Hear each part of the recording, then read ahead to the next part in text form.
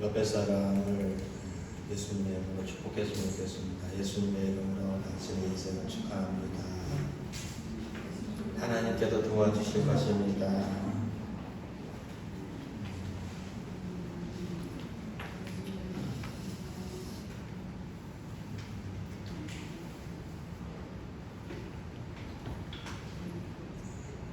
우리 예배 참석한 여러분들 모두에게 평생에 살아가는 동안 큰 병으로 어려움 당하지 않고 하나님이 주신 은혜를 통하여 그 마음속에 평안과 소망이 가득하기를 예수 그리스도의 이름으로 축복합니다. 우리가 성경 전체를 살펴보고 있습니다. 성경이 하는 핵심적인 주제가 뭐라고 얘기했죠? 하나님 나라.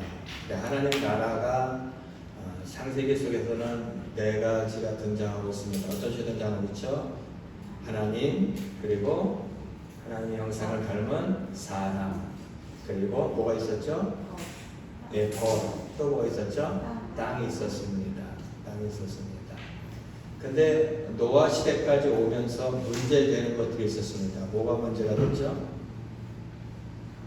노아 시대까지 오면서 문제되는 것들이 있었습니다. 뭐가 문제가 됐습니까? 항상 그 문제의 중심 속에는 뭐가 있었냐면은 하나님과 다른 지혜를 가진 사람이 있었다는 겁니다. 노아 자신도 홍수를 통하여 세상이 멸망당하는 것을 경험했음에도 불구하고 어떻게 해요? 그 스스로가 바벨탑을 쌓을 때 노아 홍수 한 100여 년이 지난 시점에서 바벨탑이 쌓아졌는데 그 시점에 여전히 노아는 리더로서 충분히 그 자리가 있었음에도 불구하고 바벨탑 쌓는 것을 어떻게 해요?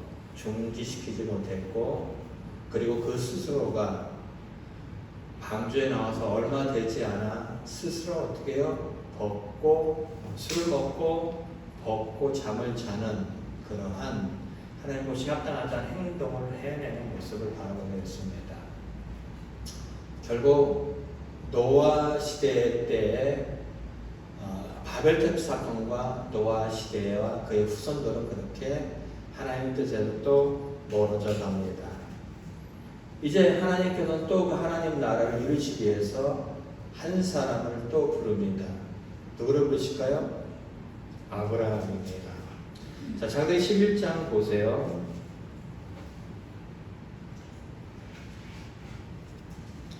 11장에 보면은 11장 9절 읽겠습니다. 시작. 그러므로 이름을 바벨이라 하니 이는 여호와께서 거기에서 온 땅의 언어를 혼잡하게 하셨습니다. 여호와께서 거기서 그들을 온 지면에 흩으셨더라. 하나님께서 그들에게 각기 다른 언어를 쓰게 하고 그러나요 이제 어떻게 합니까? 여러 부류가 흩어져 전 세계에 살게 됩니다. 그러면서 그 다음에는 족보가 나옵니다. 11장 10절에 보니까 셈은 노아의 한 아들입니다. 셈, 함, 야벳 세 아들 중에 한 아들이 누구냐면 셈입니다. 셈의 족보는 이러하다라는 겁니다. 홍수 후에 여러 아들을 낳고 하다가 그 족보가 어디까지 가냐면은 25절 6절 읽겠습니다. 시작. 데라를 낳은 후에 119년을 지나며 자녀를 낳았으며 데라는 70세에 아브라함과 나홀과 하란을 낳았더라. 누구를 낳았죠? 우리가 잘 알고 있는 아브라함을 낳습니다. 여러분이 성경을 보실 때 그 성경의 족보가 나올 때에는 항상 그 족보는 한 사람으로 집중되어져 있습니다. 마태복음 1장에 가보면 아브라함과 다윗의 자손 예수 그리스도의 세계라.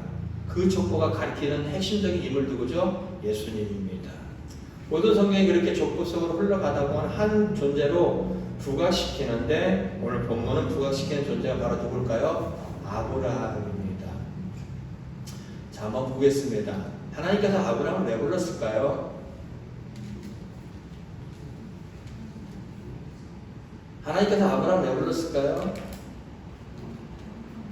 하나님 나라를 이루기 위해서요. 어렵지 않아요. 하나님께서 다윗을 왜 선택했을까요? 하나님 나라를 이루기 위해서 그래요. 왜 하나님께서 요셉에게 꿈을 꾸게 하셨을까요? 하나님 나라를 이루기 위해서예요. 성경에 수없이 많은 사람들을 부른 이유는 단 한 가지, 하나님 나라를 이루기 위해서요. 저와 여러분들 왜 부르셨을까요? 하나님 나라를 이루기 위해서요.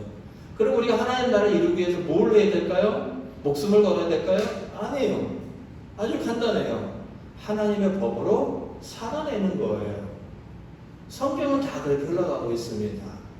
자, 그러면은 계속해서 보겠습니다. 아브라함에 대한 이야기는 지금도 목회자들 사이 속에서 수없이 많은 어떻게 해요? 믿음의 조상. 그래갖고 아브라함 하면 떠오르는 게 뭐냐면은 이삭을 바쳤다.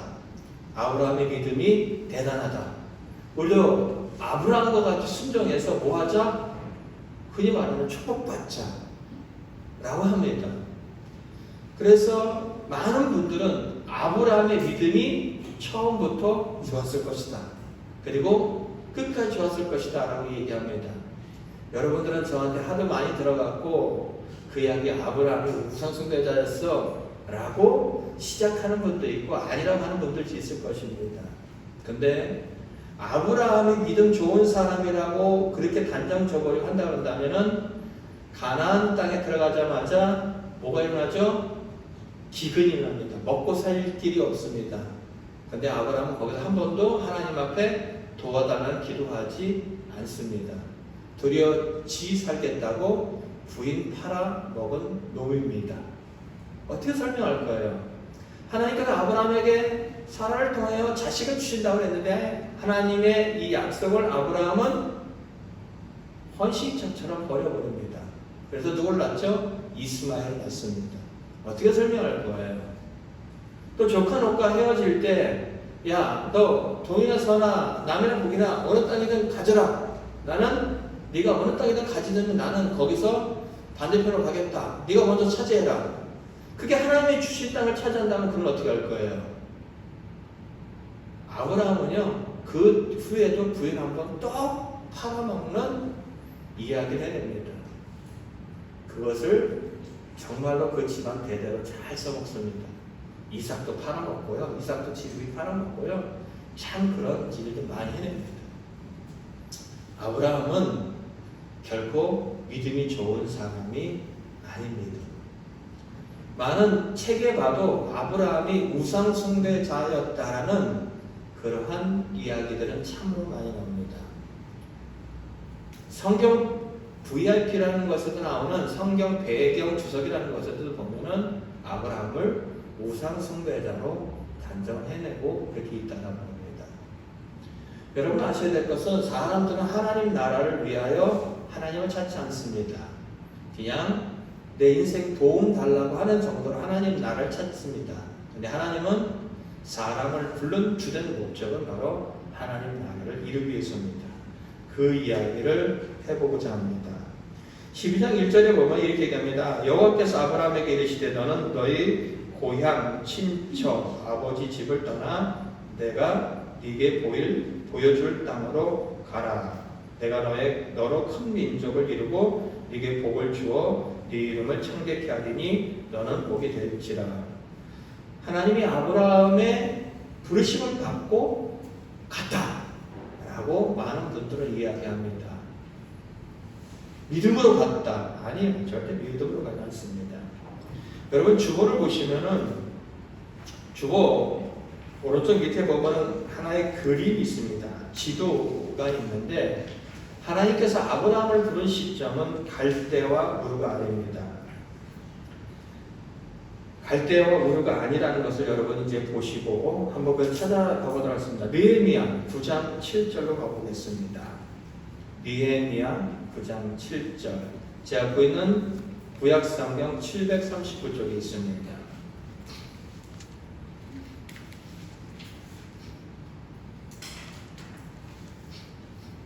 함께 읽겠습니다.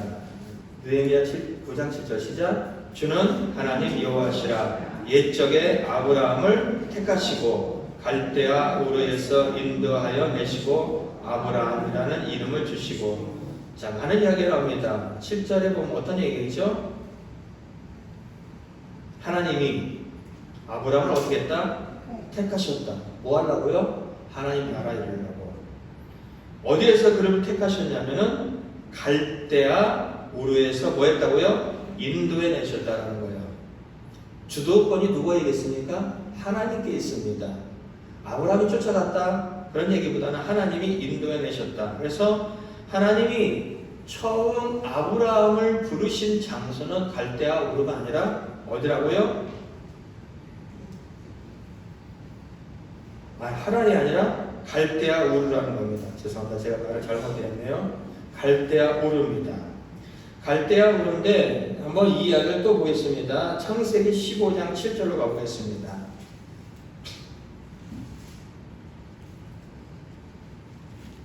창세기 15장 7절.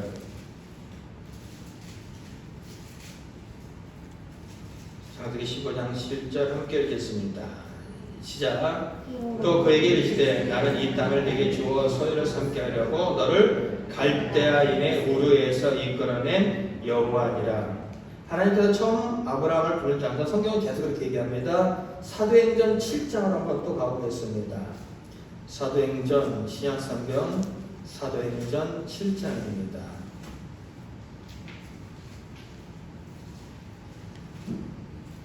사도행전 7장 2절부터 4절입니다. 함께 읽겠습니다.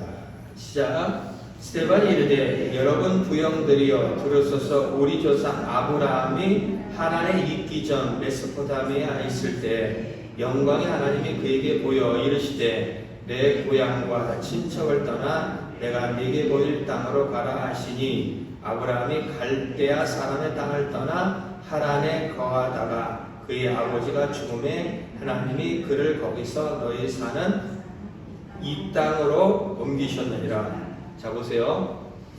우리가 읽었던 창세기 12장의 1절은 하란에 위치해 있는 곳입니다. 그거는 제가 좀 이따 읽어 다시 말씀드릴게요. 그런데 스데반이 이스라엘 전체를 향하여 역사적인 사실을 되짚어 봅니다. 이렇게 합니다. 우리 조상 아브라함이 하란에 있기 전 메소포타미아에 있을 때 어떤 하나님이요? 영광의 하나님이 그에게 보였다.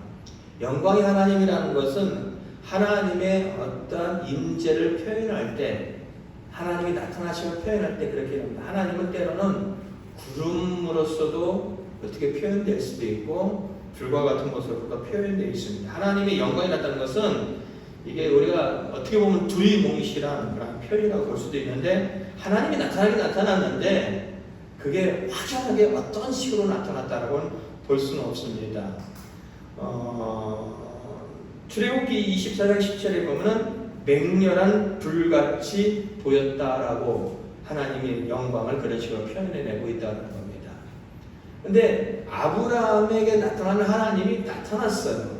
나타났는데 나타나서 분명히 아브라함이 인식은 어떤 신이 나를 부르고 있다라는 정도지 그게 하나님이다, 아니면 어떤 태양신이다, 달신이다, 어떤 신이다라는 것은 명확하게 그는 알지 못한 상황이었습니다. 그렇게 얘기하시면 보겠습니다. 그래서 7장 3절에 보면 이르시되 네 고향과 친척을 떠나 내가 네게 보일 땅으로 가라 하시니.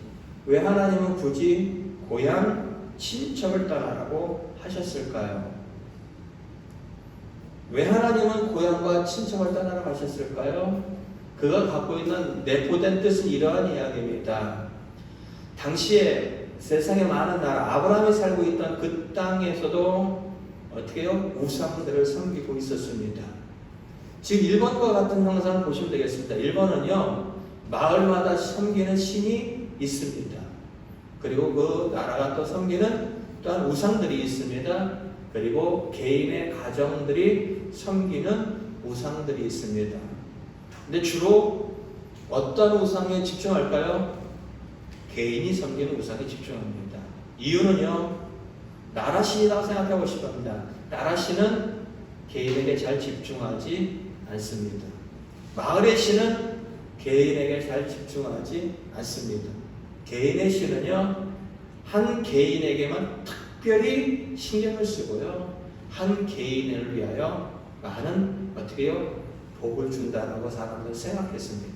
그래서 사람들은 자신들이 갖고 있던 개인 신의 마음에 들기 위해서 그의 말을 들어주고 그를 예배함으로 말미암아 많은 개인 신들을 통하여 어떻게 해요? 복을 받을 수 있다, 축복을 받을 수 있다라고 생각을 해서 그 집안 대대에 그 신을 집중적으로 섬기는 일들이 자행했습니다. 본토, 친척, 아비집을 떠나는 이야기는 우상에게 길들여지고 우상을 섬기는 그 자리, 그 가치를 갖고 있던 자리에서 뭐라고요? 빠져나오라는 겁니다. 하나님의 뜻과 무관한 자리, 하나님의 뜻과 반대되는 자리, 하나님 나라와 역행하는 그 자리에서 나가라 라는 것이 내포되어 있는 것이 본토, 친척, 아비집을 떠나라는 겁니다. 그래서 하나님이 그 말을 듣고 아브라함이 4절 보세요. 갈대아 사람의 땅을 떠나 어디까지 가냐면은 하란까지 갑니다. 하란까지 가는데 그 자리는 제가 좀 이따 볼게요. 하란까지 가는데 그의 아버지 데라가 주도해서 하란까지 가게 됩니다. 근데 그 아버지가 거기서 죽었습니다. 그 다음에 중요한 표현이 나옵니다. 하나님이 아버지가 아브라함의 아버지 데라가 죽은 그 자리를 여러분 기억하시기 바랍니다. 데라가 죽음에 하나님이 그를 거기서 너희 지금 사는 이 땅으로 뭐 했다고요? 옮기셨다는 겁니다. 아브라함이 간 것이 아니라 하나님이 어떻게 했다고요? 아브라함을 옮겼다는 겁니다. 자 보세요. 여기를 보세요. 물병이 오른쪽에 있습니다. 야, 물병아 가라. 왼쪽으로. 가지 않습니다. 제가 들었습니다. 뭐 했죠? 옮긴 거예요. 왼쪽으로.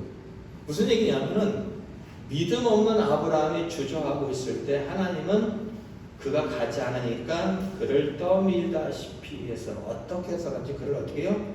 옮겨 놓으셨다는 겁니다. 어디요? 가나안 땅으로. 가나안 땅으로요. 성경은 그런 얘기를 참으로 많이 해내고 있습니다. 다시 한번 보겠습니다. 여호수아. 이걸 보면 더 명확하게 나옵니다. 여호수아서 24장입니다. 아브라함 이야기는 여러분들이 정말로 신경 쓰셔야 될 때입니다. 거기에는 수없이 많은 이야기가 담겨져 있습니다.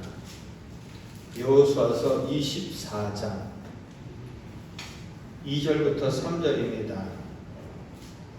함께 읽겠습니다. 시작. 여호수아가 모든 백성에게 이르되 이스라엘의 하나님 여호와께서 이같이 말씀하시기를 옛적에 너희 조상들 곧 아브라함의 아버지 나홀의 아버지 데라가 강 저쪽에서 거주하며 다른 신들을 섬겼으나 내가 너희의 조상 아브라함을 강 저쪽에서 이끌어내어 가나안 온 땅에 두루 행하게 하고 그의 씨를 번성하게 하려고 그에게 이삭을 주었으며.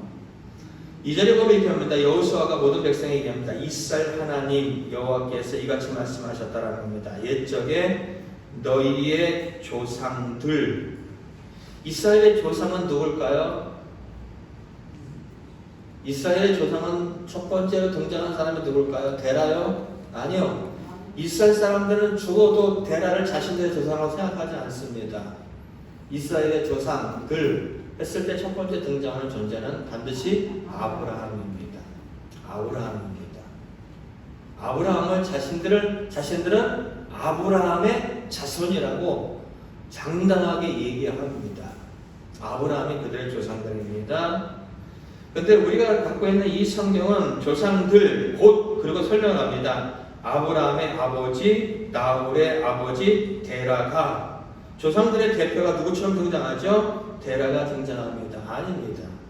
오늘 제가 한번 여러분이 갖고 있는 주보를 보시기 바랍니다. 주보에 보시면 공동 번역이라는 것이 있습니다. 거기 써놓은 거 있죠? 공동 번역은 천주교에서 쓰는 성경입니다. 천주교는요 사람을 상당히 높여줍니다. 장례식장에 가보면요 그 사람들이 장례식장에 가서 우리는 뭐 찬송하고 기도하잖아요. 그 사람들은 수없이 많은 성현들을 부릅니다. 성자들을 부릅니다. 그래서 그 사람들은 베드로시요 뭐라고 얘기하다가 그 다음에 바울이시요 들을 얘기하다가 그리고 그 사람들이 또 어느 때가 되면은 이름을 누구를 성현이라고 성자로 다 반전에 올려놓습니다. 그 사람들의 이름을 부른 이유가 이겁니다. 그들은 충분히 그들이 갖고 있는 어떤 선한 행동을 통하여 천국에 갈 수 있다. 근데 그들이 갖고 있는 것을 좀 나눠달라. 당신이 갖고 있는 그 선한 영향력을 이 지금 죽음을 맞이한 이 망자에게 나눠줘서 천국에 갈 수 있도록 도와달라. 그들이 갖고 있는 장래 문화 속에는 그런 게 있습니다. 한번 기회가 되면 여러분 한번 들어보시면은 천주교의 장례의 절차 속에는 수없이 많은 성자들의 이름을 부르는 이유가 있습니다. 그들은 하나님과 예수님과 우리 사이의 한 존재도 또 부각시킵니다. 누구죠? 마리아입니다. 하나님께 예수님도 하나님이잖아. 근데 그분에게 직접 말하는 것보다는 어머니에게 부탁을 해서 어머니가 말하는 게 좀 더 낫지 않겠냐. 마리아가 등장하는 이유입니다. 사람들을 그 중간에 잠깐만 갖다 끼워 맞추고요. 교황의 권위도 대단합니다. 무슨 얘기죠? 사람을 그나마 우리가 갖고 있는 기독교보다 더 나은 위치에 있다는 겁니다. 근데 그 성경이 우리가 볼 때는 아브라함의 좋은 믿음으로 더 비웠어야 될 것 같은데 그렇게 얘기하지 않습니다. 한번 여호수아서 24장 한번 보겠습니다. 여러분 그 공동 번역 한번 읽어볼까요? 시작. 천천히 읽어보겠습니다. 시작. 여호수아는 온 백성에게 이렇게 말하였다. 이스라엘의 하나님 야훼께서 말씀하셨소. 옛적에 너희 조상들은 유브라테 강 건너 저편에 살고 있을 때 다른 신들을 섬겼었다. 아브라함과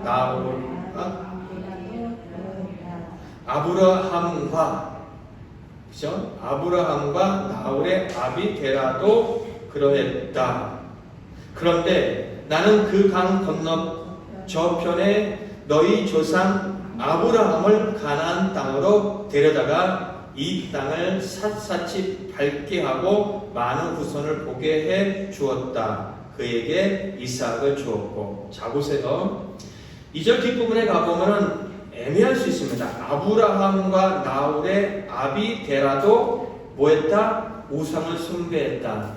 요것만 봐갖고는 아브라함이 섬겼는지 안 섬겼는지 애매할 수 있어요. 분명한 거는 데라는 뭘 섬겼다고요? 우상을 섬기는 우상 숭배자였다라는 겁니다. 우리가 갖고 있는 성경도 데라는 분명히 우상 숭배자로 등장하고 있습니다.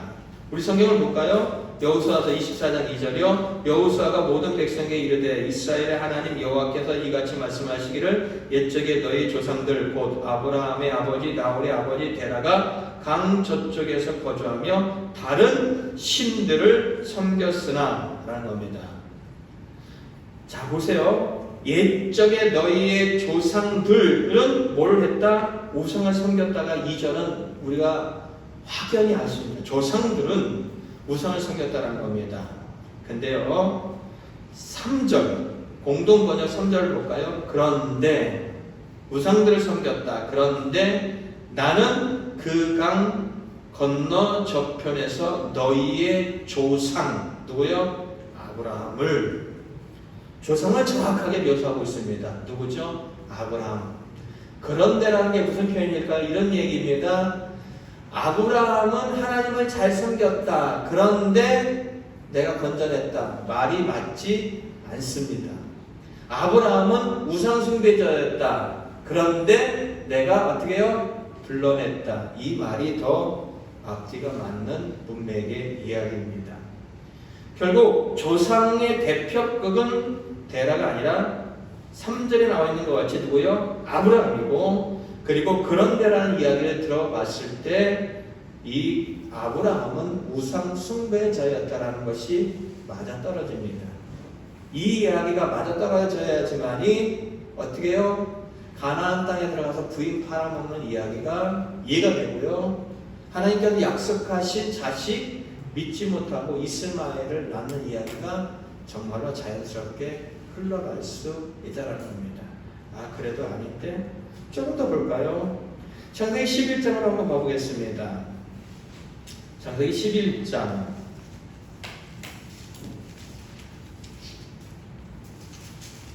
31절, 32절입니다.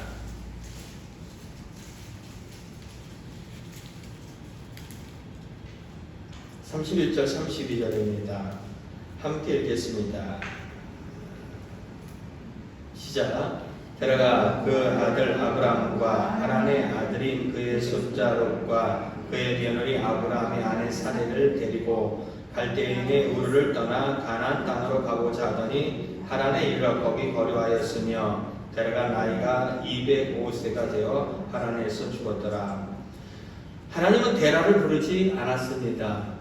누구를 불렀죠? 아브람을 불렀습니다. 근데 31절을 보세요. 데라가 그의 아들 아브람과 하란의 아들인 그의 손자 롯과 그의 며느리 아브람의 아내 사레를 뭐하고요? 데리고 간다는 겁니다. 누가 주도해 나갔죠? 데라가 주도해 나갔습니다. 아브람이 주도하고 데라 아버지가 쫓아온 것이 아니라 데라가 주도해서 아브라함도 데려가고 어떻게 해요? 사라도 데려가고 그의 조카 롯도 데려가고 무슨 얘기죠? 아브라함이 아닌 데라가 이런 이야기입니다. 하나님은 갈대아 우르에서 영광 중에 하나님께서 아브라함에게 나타나서 야 본토 친척 아비 집을 떠나 라고 얘기한다 그런다면은 그 주도권이 누구에게 있어야 되냐면은 누구에게 있으냐면 아브라함에게 있어야 돼요. 아브라함에게 있어야 돼요. 제가 갈보리 교회 강문호 목사님이라고 하시는 분인데 지금 현역으로 계신지 모르겠어요. 그분이 이스라엘 갔다가 어떤 헌책방에서 발견한 책인데 제가 지금 책 제목 갑자기 까먹었어요. 그 책은 성경을 쉽게 말하면 번역해 놓은 책이에요. 그 책에서 이렇게 나옵니다. 아브라함이 2살인가 3살 때의 이야기예요. 2살인가 3살 때의 이야기인데 아버지 데라가 뭐죠? 우상을 엄청 잘생긴 우상 장수로 나옵니다. 근데 아브라함은 뭐죠? 믿음이 엄청 좋은 거예요. 2-3살이 됐는데도 불구하고 그는 하나님의 뜻을 헤아릴 정도로 믿음이 좋은 사람이에요.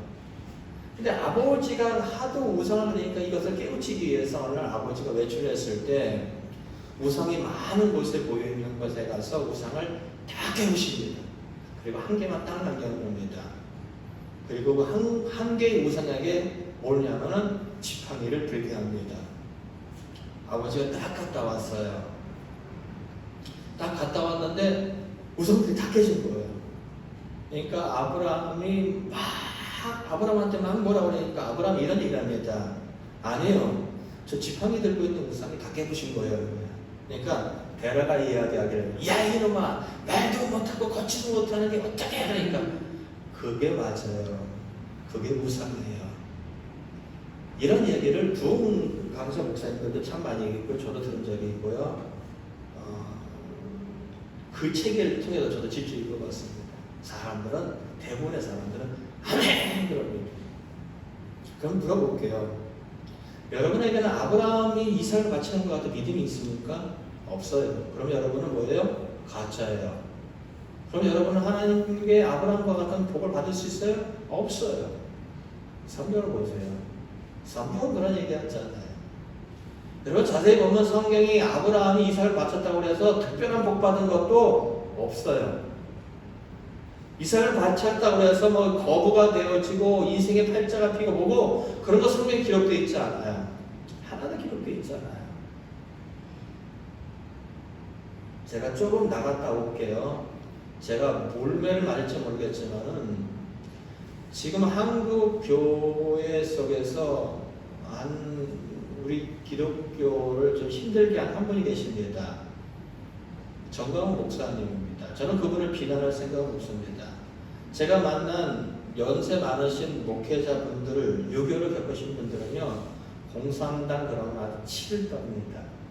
그래서 공산당이 했다라고 하면은 북한이 했다라고 무조건 이거를 그분들은 다 수용해요. 그리고 반대하는 이야기를 귀 기울여 듣지 않습니다. 목회자들 중에 그런 분들이 꽤 있어요.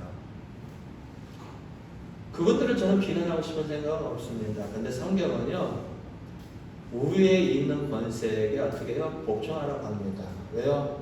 세상의 모든 것에 하나님께서 그런 주권자들도 어떻게 해요? 허락했기 때문입니다.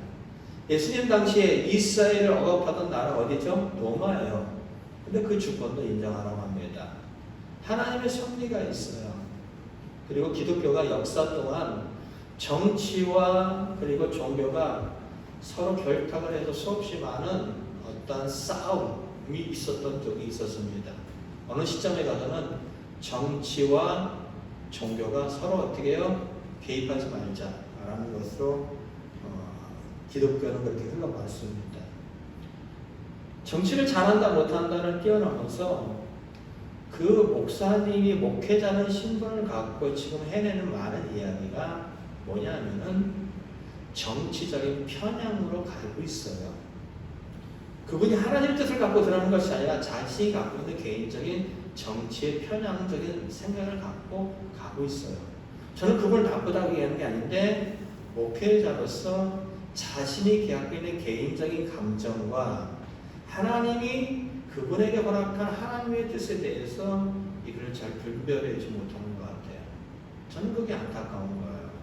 지금은 누가 오르냐 안 오르냐 이 이야기가 아니라 나라가 위기잖아요.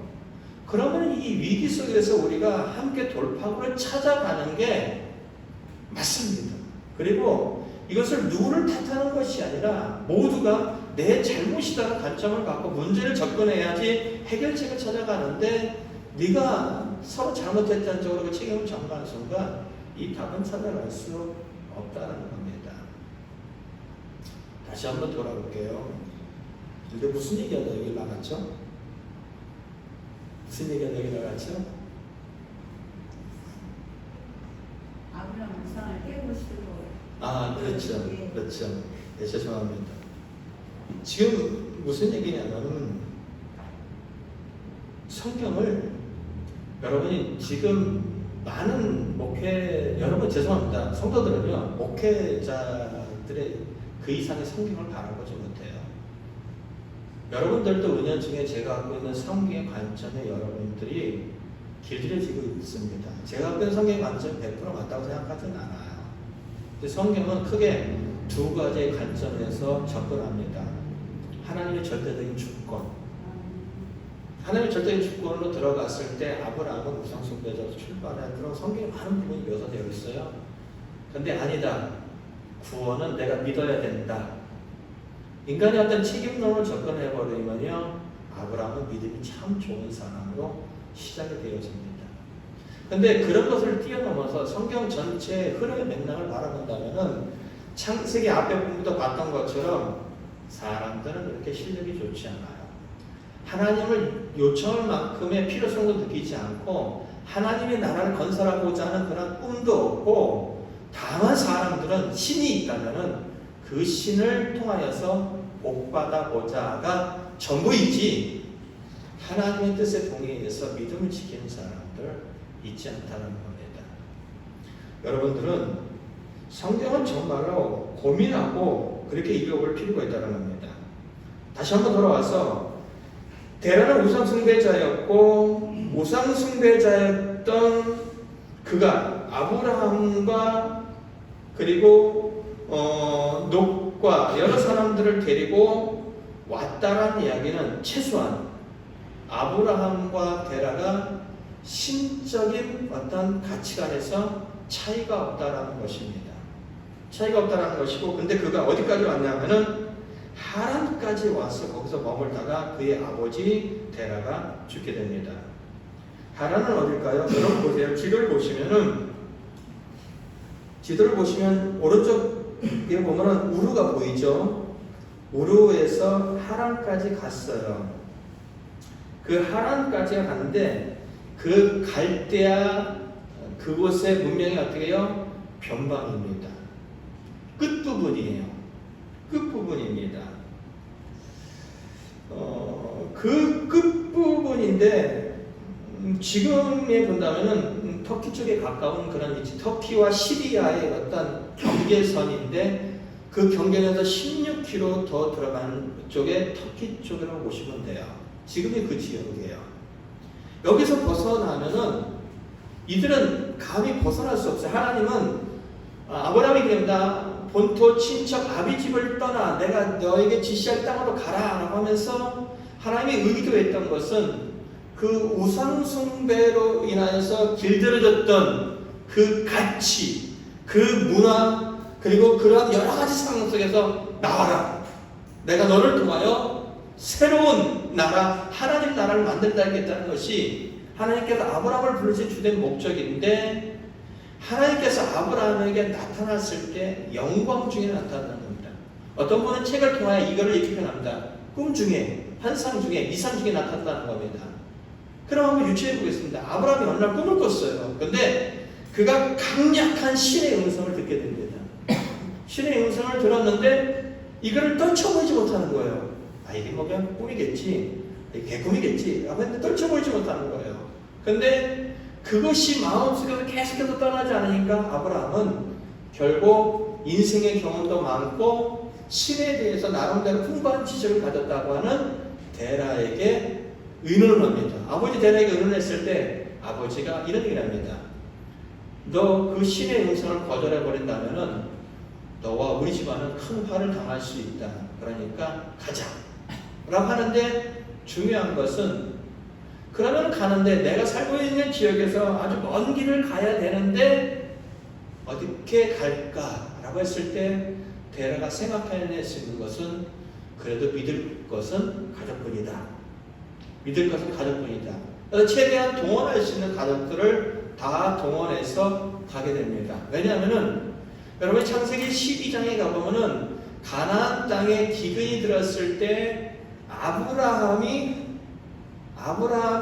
먹고 살 방법이 없습니다. 생명을 유지할 방법이 없습니다. 그래서 선택한 것이 음식을 그래도 먹을 수 있는 애국으로 내려가자라는 겁니다. 근데 애국에 내려가면 어떤 일이 벌어지냐면은 자기의 부인 사라가 너무 이쁘니까 이 사람들이 내 부인인 것을 알면은 그 부인을 빼앗기 위해서 나를 죽여버릴 것이다. 이 이야기 속에는 아브라함의 어떤 두려움의 얘기도 포함되어 있지만은 당시가 그런 얘기예요. 힘이 있으면은 그냥 뺏는 거예요. 동주하고 이쁜 색시가 걸어가는 거예요. 근데 내가 더 힘이 있어요. 그러면 동주 색시를 뺏는 거예요. 어떻게 해요? 동주를 죽여버리고. 그게 가능한 거예요. 지안이 나한테 이길 수 있어? 그러면 내가 어떻게 하는 거예요? 당시 보고 그거예요. 힘의 논리에 의해서 상대방의 재산을 내가 내 것으로 만들 수 있는 당시의 상황이에요. 그러니까 가족들을 자꾸만 끌어모았던 이유가 뭐냐면은 가족들을 다 끌어모아서 어떻게든지 우리의 안전을 뭐 해보자? 도모해보자라는 거예요. 근데 그 중심에 누가 서 있다고요? 데라가 서 있는 거예요. 데라는 누구라고요? 우상 숭배자예요. 근데 하란까지는 왔는데 더 이상은 못 넘어가겠는 거예요. 왜요? 거기를 넘어가면은 다른 문화권이에요. 다른 나라예요. 그러니까 하란에서 이러지도 못하고 저러지도 못하고 있다가 누가요? 아버지 데라가 죽은 거예요. 그러면 구심점을 잃어버렸잖아요.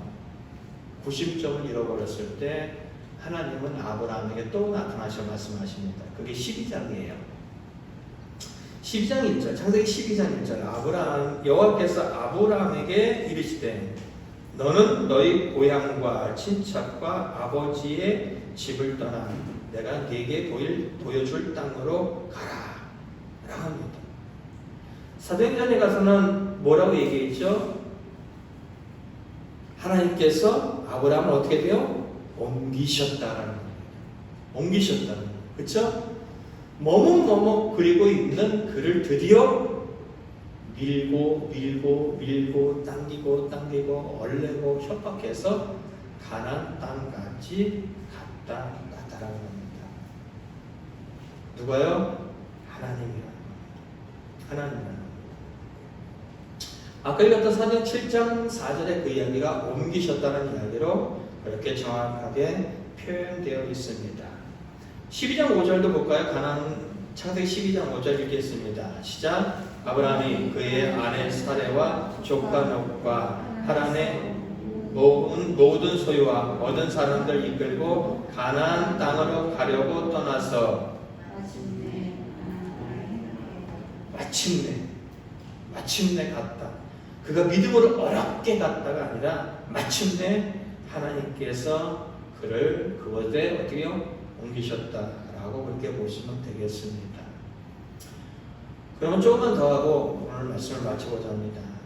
하나님이 아브라함을 부르시고 하신 말씀이 있어요.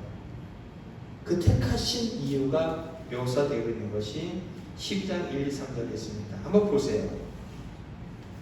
1절 보세요. 여호와께서 아브라함에게 이르시되 너는 너희 고향과 친척과 아버지의 집을 떠나. 무슨 말이라고 했죠? 무슨 말이라고 했죠? 하나님과 다른 가치를 지닌 그곳에서 떠나라는 겁니다. 우상 숭배 그리고 자신의 어떤 가치를 지닌 곳에서 나오라는 겁니다. 그래서 하나님이 약속합니다. 뭘 약속하죠? 12장 1절에 땅을 주겠다는 겁니다. 성경을 여러 번 읽을 때 항상 제가 염두드렸어요. 하나님, 사람, 땅, 하나님의 법입니다. 이건 계속해서 흘러갑니다. 보세요. 교회에도 존재합니다. 교회에도 존재합니다. 하나님, 그리고 우리, 그리고 우리가 바라보고 있는 땅. 어디요? 새 하늘, 새 땅, 천국입니다. 그리고 우리 안에 또 법이 존재합니다. 뭐죠? 뭐죠? 말씀. 함축시키면은 새 계명을 너희에게 주노니 서로 사랑하라. 성경은 여러분들이 띄엄띄엄 들었지 어려운 얘기하지 않습니다. 일관된 얘기를 계속해서 해내고 있어요. 하나님의 법은 이거다. 너희가 하나님 사랑하라. 얼만큼? 너만큼 사랑해라. 너희들 이웃도 사랑해라. 얼만큼 사랑해라? 너만큼 사랑해라. 왜요? 우리가 창세기 첫 부분에 봤던 것처럼 사람들이 하나님과 다른 가치를 지닌 순간 사람들은 다 이기적으로 변합니다. 하나님이 주셨잖아요. 저 여자 때문이에요. 누구요?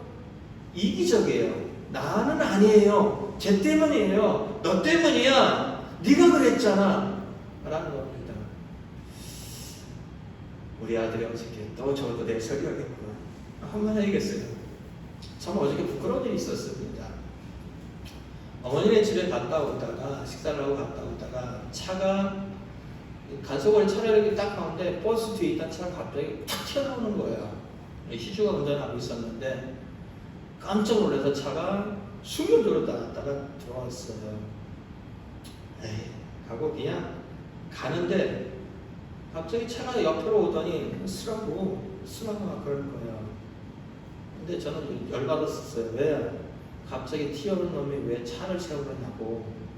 한바탕 하면 가만히 있었죠. 그냥 내리지 말고 가만히 있어요. 옆으로 세우고 가만히 있었어요. 근데 그 사람이 오더니 문을 열고 뭐라고 그러는 거예요. 희재가 먼저 내려갔어요. 속이 열불 나서 못 참겠어요. 나가고 막 뭐라고 그러죠. 큰 소리 쓰고 인상을 쓰면서 오해 옆에서 갑자기 차가 나와고 그렇게 하면서 꼬라지좀 막 그랬어요. 큰 소리 막 치니까 그 옆에 저 안에 큰 소리 듣던 사람의 부인이 지혜로운 분인 것 같아요. 남편 살짝 데리고 가더라고요. 근데 잠깐 이 큰 소리 나는 것이 멈췄었어요. 근데 희주가 물어보기를 혹시 우리 뒤에 오던 차냐고 그런 얘기가 되어진 거예요. 그래서 저도 차 안에 잠깐 들어갔다 나왔는데 전체적인 여론이 그 차가 갑자기 튀어나온 차가 아니라 우리가 알지 못하는 차다 라는 쪽으로 이게 몰아친 거예요. 그래서 저는 거기 가갖고 할 말이 없잖아요. 왜요? 그 차도 어떻게 보면 피해자인데 저는 지금까지 와서 얘기한 차가 우리에게 갑자기 운전하는데 옆으로 튀어나와서 우리를 위험으로 몰아간 차라 생각하고 막 큰 소리 쳤는데 우리 차가 튀어나올 때 도리어 위험한 상황에 처했던 차였다는 것을 알게 됩니다. 그래서 죄송합니다 했어요. 그러면서 제가 그랬어요. 야, 내 안에 화가 많은가 보다. 생각하더라고요. 내 안에 정말로 그런가 보다. 왜 이런 얘기를 하느냐? 여러분이 보는 목사가 그 정도 실력이에요. 참 앞뒤 가리지 않고 하려내는 모습이 정말로 부끄러웠습니다. 오늘 제가 생각해 봤습니다.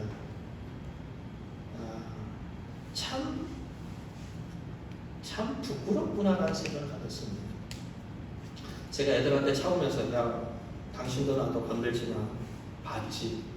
나무 화났으니까 못자고 했다는 얘기인데 정말 부끄러웠어요. 왜요? 이게 사람이에요. 앞뒤 가리지 않고 자기 생각 안에 딱 붙여버리면은 상대방의 상황을 배려하지 않아요. 그 사람이 갖고 있는 상황이나 아픔이나 고려하지 않고 내 할 얘기만 다 하고 지 혼자 열받아서 하는 거 저뿐만 그럴까요? 아니 우리 모두는 그래요. 다른 사람이 왜 그렇게 힘들어하고 다른 사람이 왜 그럴 수밖에 없는가에 대한 배려보다는 그런 거예요. 이게 인간이에요. 이게 인간이에요. 그런 사람들이 하나님 나라를 위해서 꿈꿀 수 있고 하나님 나라를 많이 못해요. 그냥 하나님을 믿는 이유는 단순해요. 그냥 나만 도와주면 돼요. 내 가정 도와주고 내 자녀 도와주고 내 인생 도와주고 그리고 기독교는 거기에다가 그와 바짝 붙였어요. 사람들을 끌고 모으기 위해서 하나님 앞에 충성하면은 교회 헌신하면은 헌금 잘하면은 여러분 그럴 수 있습니다. 하나님 잘 믿으면요 잘 될 수 있습니다. 물질이 형통할 수 있고 모든 몸과 건강할 수 있고 모든 법 다 받을 수 있습니다. 여러분이 복 받지 못하는 거 믿음이 잘못됐기 때문입니다. 어디서부터 잘못됐을까요? 11절부터 드려보십시오. 그럼 사람